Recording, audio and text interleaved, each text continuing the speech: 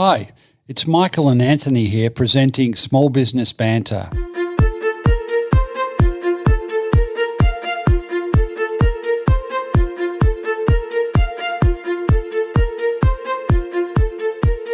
A healthy micro and small business sector means a successful economy and a more vibrant society.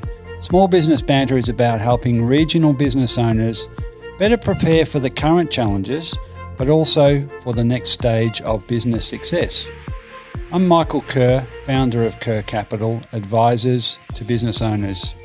Each week, with Anthony Turner from the Small Business Mentoring Service, we'll interview a different small business expert or a fellow business owner and get them to share their best tips and insights for you, the listeners. Small Business Banter is brought to you from the studios of 104.7 Gippsland FM and is heard across Australia on the Community Radio Network. Thanks also to our supporters, Kerr Capital and the Small Business Mentoring Service.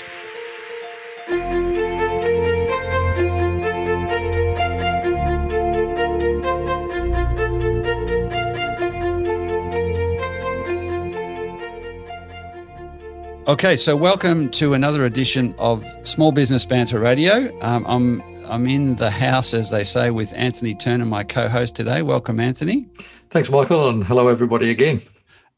And also, very special guest, really lovely to have in Annabelle Hickson, who is going to tell us all about what she does. But she's the founder of Galah Press, which is has the Galah Magazine, which is a modern voice from the bush, and we're really extremely interested to hear what she's got to say about that. She's also multi-dimensional. She's a pecan farmer from out near Tenterfield, I think, Annabelle. So, as well as an author and a That's photographer right. and a podcaster. So, look, welcome into Small Business Banter Radio. Firstly, Thank you for having me. so you and I chatted offline. Was really intrigued with what you're doing, particularly with Galah Magazine. But just to help set the scene, do you want to give us a couple of minutes on your rich and diversified portfolio of activities and family life? Sure. Well, like you said, I live on a pecan farm west of Tenterfield on the Queensland-New South Wales border. And it's quite surprising to me, I guess, that I live here in the middle of nowhere because I grew up in Sydney, in suburban Sydney. I got my dream job after uni, worked as a journalist for the Australian newspaper, and I really thought my life was going to go down a much more urban track, but then I fell in love with a farmer, and here I am. We live here. We've got 3 lovely kids. I love this life out here, but it's definitely not one I even knew about before. So life out here's been quite a challenge for me work-wise because there are no offices, there are no jobs to sort of go and get a job at. So I've kind of had to build my own careers.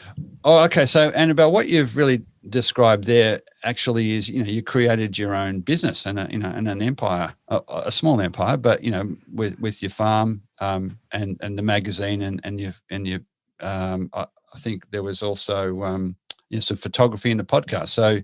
And it's a bit of a model, I think, for people that are contemplating a move. And we'll come back to this topic later, but you have to kind of find and create your own opportunities, don't you?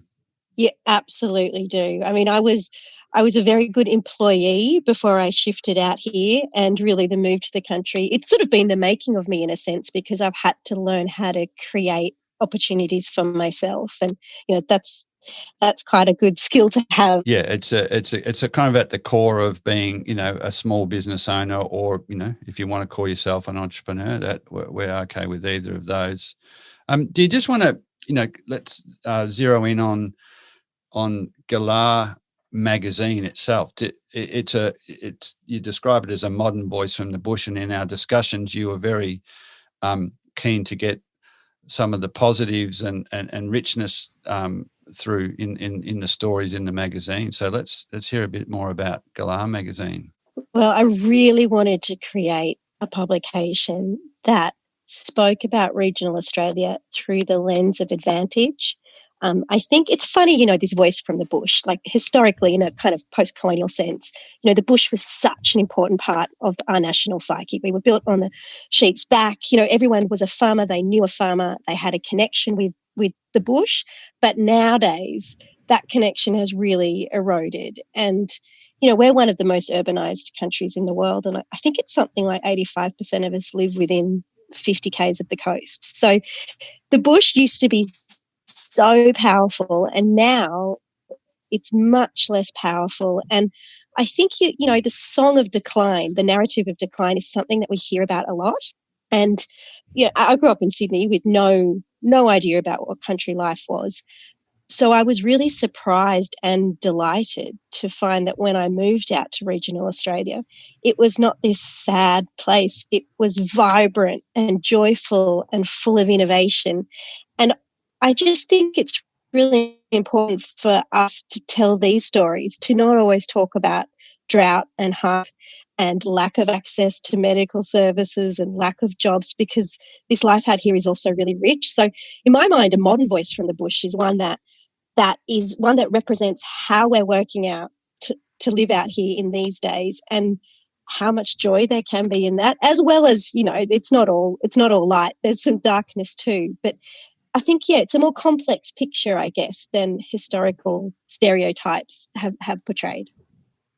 Annabelle, it's an interesting point you're raising there, and I think, looking at the growth of the bush and regional areas around Australia now, particularly in this sort of post COVID sort of times, a lot of people have realised that they don't necessarily have to be city-centric. There's a lot less stress in country areas, a lot more life rather than just work.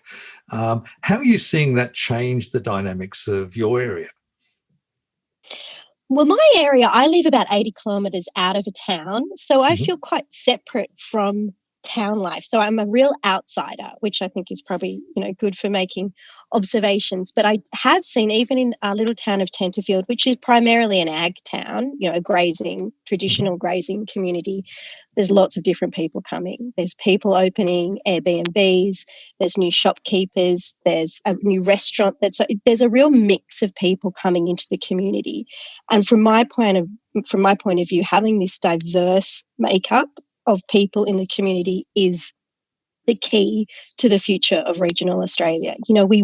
I want to live in a community that's full of lots of different people, that have people that don't have skills that are just kind of ag-based. We've got architects, restaurateurs, artists, all this that makes up the vibrant, diverse life that I want. And so I guess, decentralisation has been this dream for so long, but now it actually feels real. We have technology that allows that to happen. And then, with COVID, we've sort of been forced into it. And I actually think it's a really exciting time for regional Australia. Yeah, it certainly is. I think, COVID-19 is a devastating impact, better at personal health levels and for families and all sorts of things. But, in the spirit of what you're saying, we need to look at some of the, dare say, positives coming out of it. But it has opened up or given the opportunity to work from different locations. So that's one thing, and the tech will, hopefully that will catch up.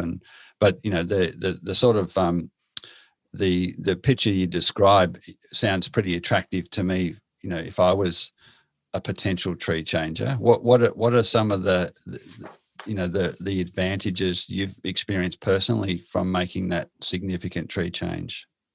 Well, I mean, the big overwhelming one is significantly cheaper real estate prices. I mean, the quality of life you can have, out of Sydney and, Melbourne and even Brisbane these days, you can get a lot of bang for your buck. So that's sort of just the most obvious one. And I think really that's probably a key driver for people.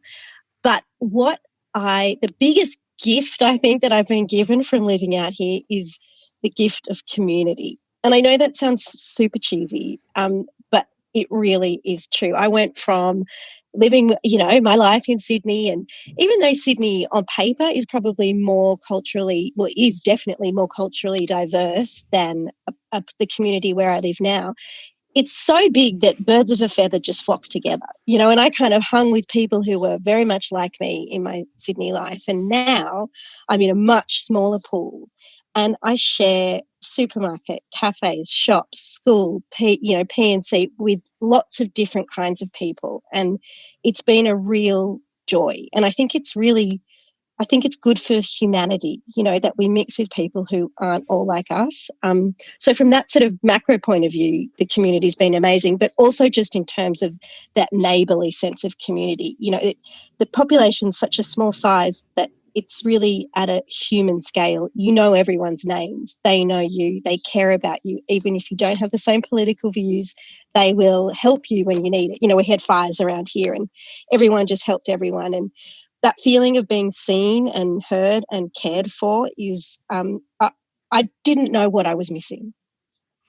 I think it's a really important point for people in regional areas. There is that sense of humanity and community, and that sense of connectedness is often lost in the cities because we're all so busy and isolated, and we've got our headphones on and on the train and reading a book or whatever it might be. In urban areas, I guess one of the things that I'm interested in, Annabelle, is in terms of then looking at what you've been doing and building a business from that sort of an environment. Do you find that environment, how do you find that environment helps or aids you in the ability to build a business, or does that restrict you in building your own business in some ways as well? I'm not exactly sure why this is so, but I feel a lot more courageous here than I did in my city life. I don't think I ever would have thought I could start my own publication in Sydney because I was surrounded by amazing publications, already. I thought, oh gosh, why would I give that a go? But I feel emboldened out here. And I think in a way that's a reflection of the community being so much smaller, and that awful voice of comparison just isn't as loud, and you can just kind of try more things. And in terms of mentoring and things like that those opportunities are not as prevalent as they are in the city. But just the very act of having the courage to do something like this, I truly believe it comes from living in the middle of nowhere. Is it a bit like you've kind of given yourself, there's less eyes, less, comparison. Yeah. So let's just have a bit of a crack. Yeah. Yeah. Yeah. The fear of failure is a lot less. I think in the bush too, people tend to are more likely to help build you up rather than in the cities where they're more likely to try and tear you down. Yeah, yeah. Or they might just not even care. Do you know what I mean? Like, I'm doing all this from a laptop in my house, and definitely there are obviously some friends here who are really, really supportive, but there are lots of people who would never read this magazine that I'm putting out, but that's okay. And I think even if they'd never read it, I do get a real sense of pride. I feel like the community definitely has a sense of pride that I'm giving this a go, and that's a really nice feeling. So tell us a bit more about the context of the magazine and what you are putting out. Yeah, so this magazine. So I worked for a newspaper, and then I did freelancing for the lifestyle magazine Country Style. So they were sort of really different ends of the spectrum. One was beautiful houses and one was general news. And I wanted Galah to be kind of somewhere in between the two. I wanted it to be a place, a publication that really explored beauty, because beauty is an incredibly motivating force. Beauty gets people's attention.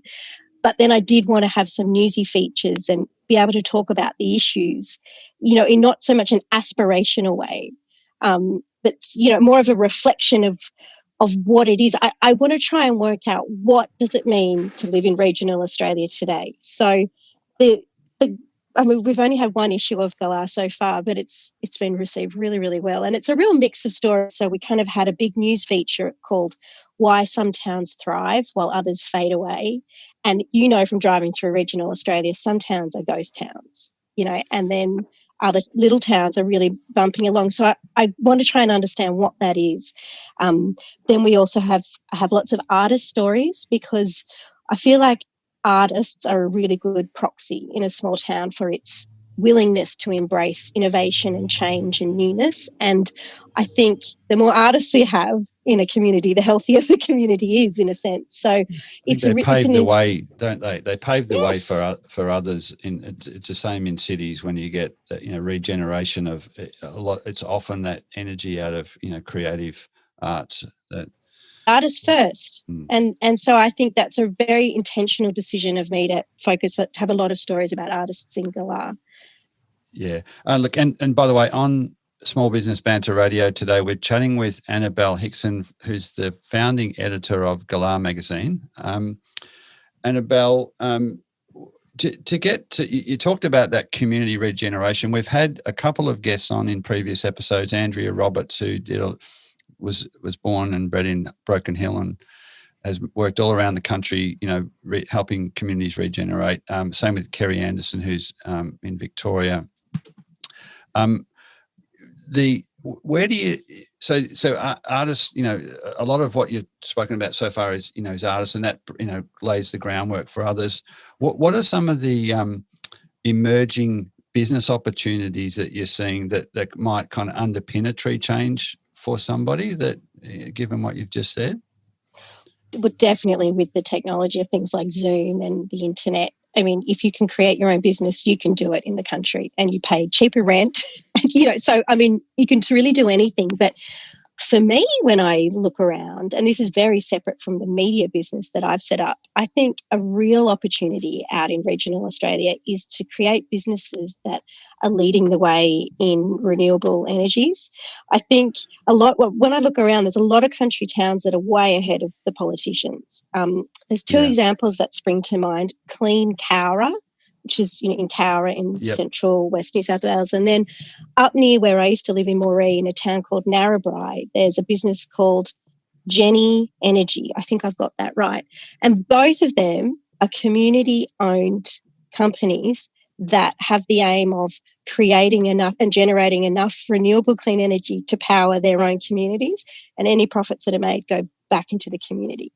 And I mean, this, you can't do that if you live in Melbourne. You can't decide, right, I'm going to make Melbourne completely clean. But these smaller sized communities, you can actually have a crack at working out how to do that and providing a model for bigger places to do it. I just think it's so exciting. And, we have the ability to lead the way in that front. And that's what I see happening around me. I think it's a real opportunity.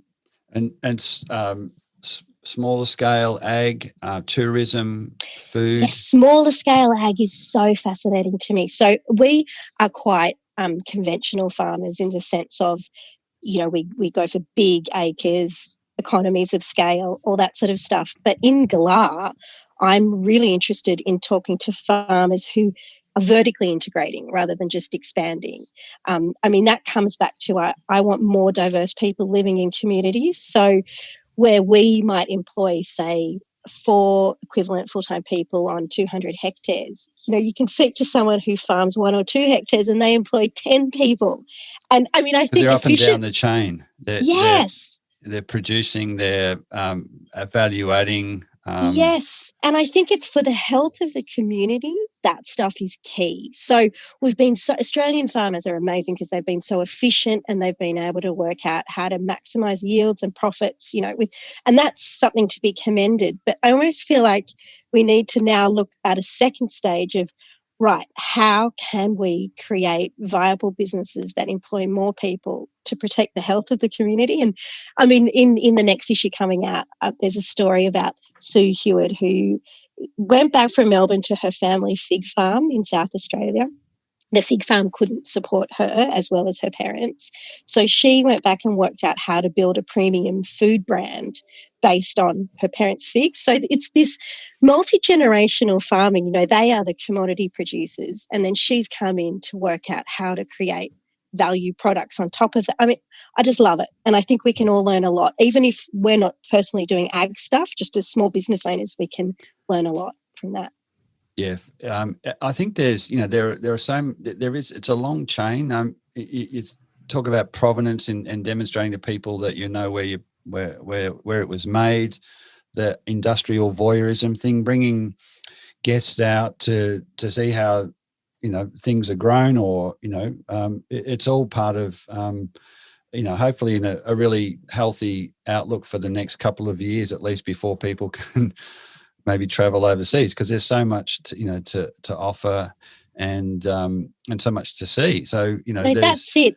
And even if people do end up, traveling overseas again in a few years, I still think it's going to be really exciting, because we as farmers or producers or makers who live out here, we can have direct access to city-based customers these days through, Instagram and buy from the bush and things like that. So we can kind of bypass the traditional middlemen and, redistribute those margins. But I just think it's such an exciting time. Keep the margins local.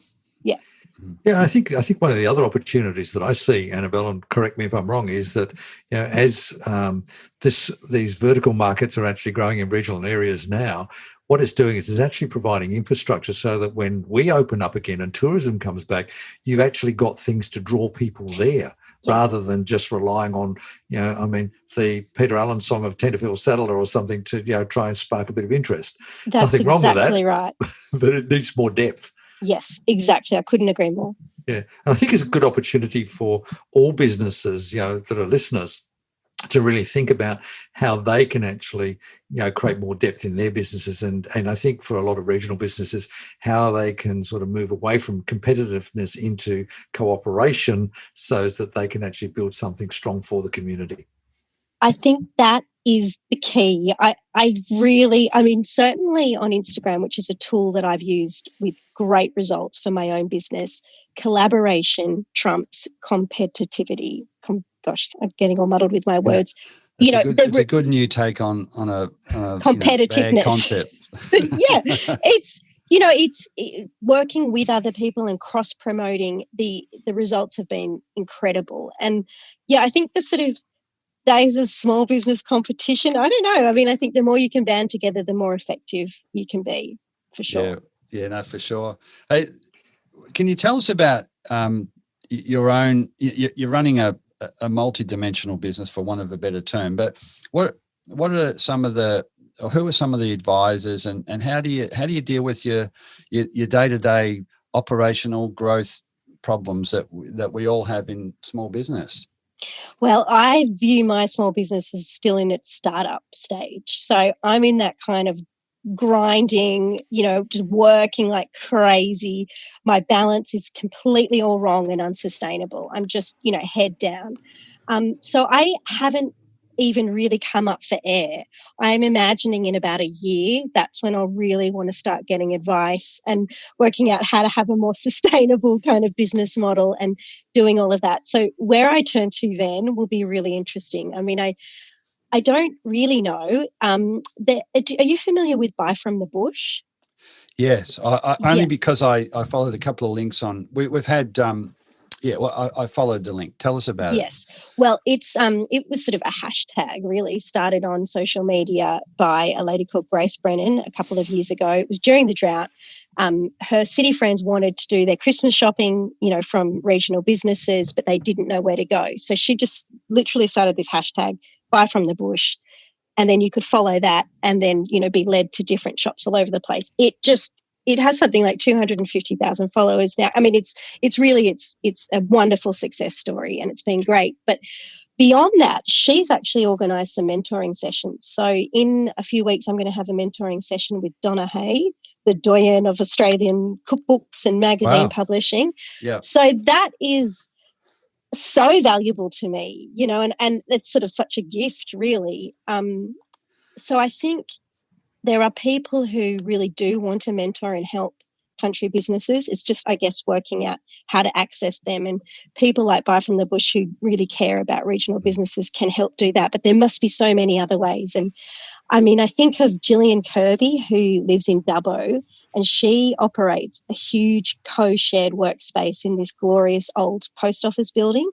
And so she's actually created this space that's full of lots of different professionals with lots of different skills. She organises events and all sorts of things where you could professionally grow and develop. I don't have that here on the farm or in Tenterfield, but I just need to be able to tap into things like that.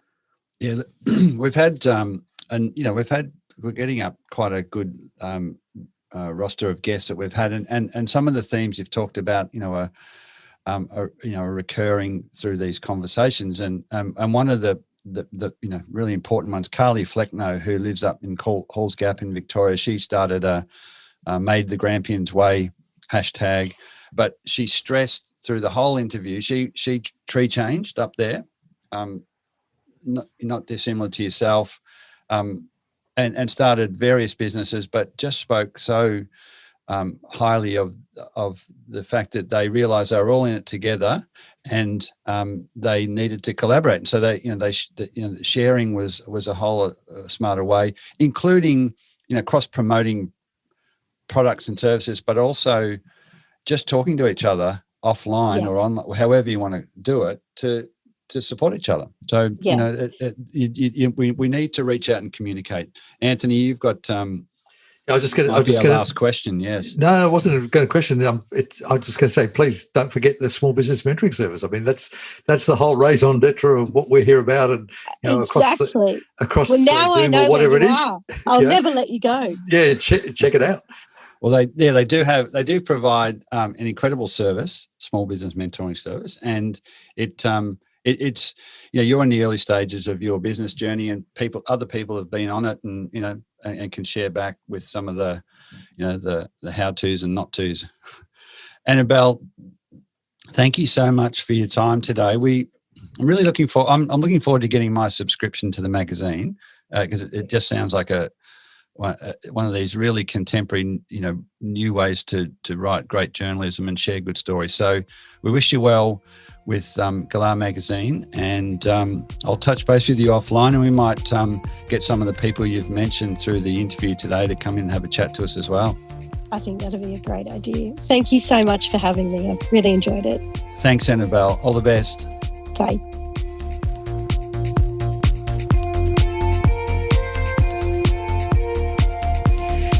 So that's all for today's episode of Small Business Banter.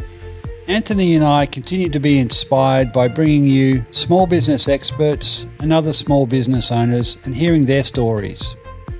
For any of the links, resources or information we've talked about on the show today, or to contact Anthony or myself, please head over to smallbusinessbanter.com, or you can find us on both Facebook and Instagram. Anthony and I would love you to tune in at the same time next week for another episode of Small Business Banter.